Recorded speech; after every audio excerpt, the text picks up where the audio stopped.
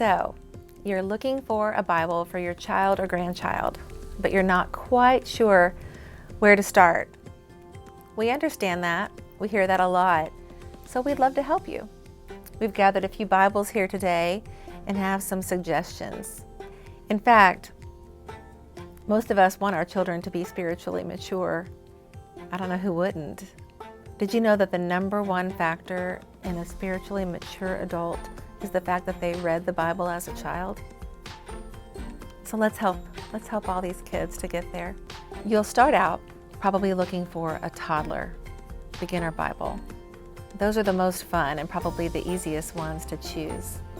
They have a lot of pictures, and you would sit down and read them at story time with your child. And some of them have handles, a lot of them have hardback or are board book type books.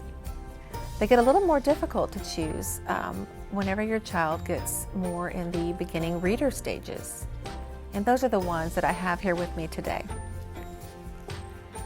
This particular one is a single column Bible. And this is what your child starts to do or starts to read from when they become a reader in school. This means there's a column of text where they start reading left to right, and they learn that pattern of reading across the page. For us as adults, many Bibles have two columns. So when you find one like this, that's a real winner.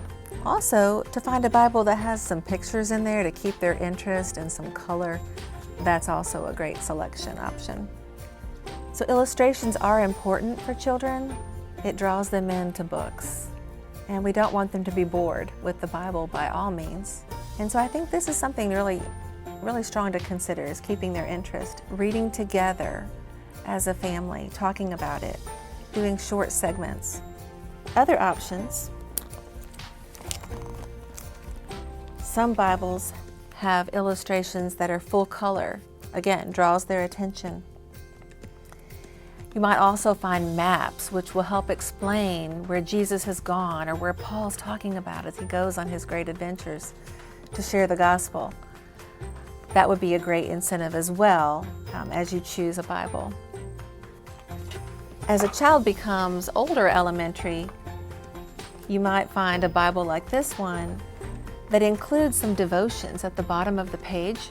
And these are great fun because it draws them into the scripture that they're reading and asks a lot of fun questions or just expounds upon the part that they're reading in the previous verses.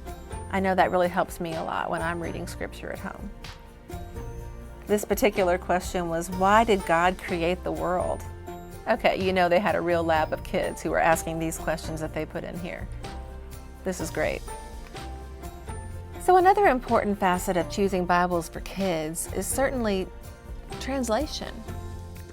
We know as adults we have hundreds to pick from. Well, the same goes for kids.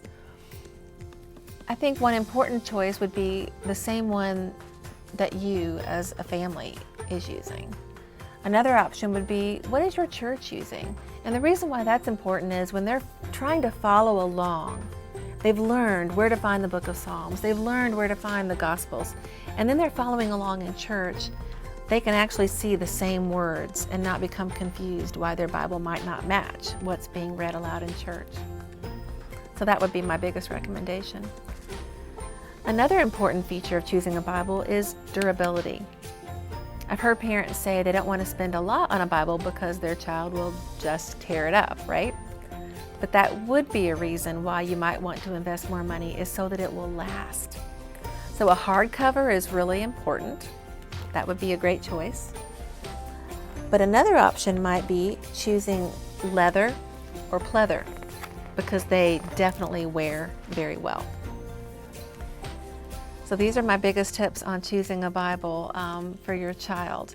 If you have any further questions, feel free to contact me or Stacy in the Vineyard. We are here to help you.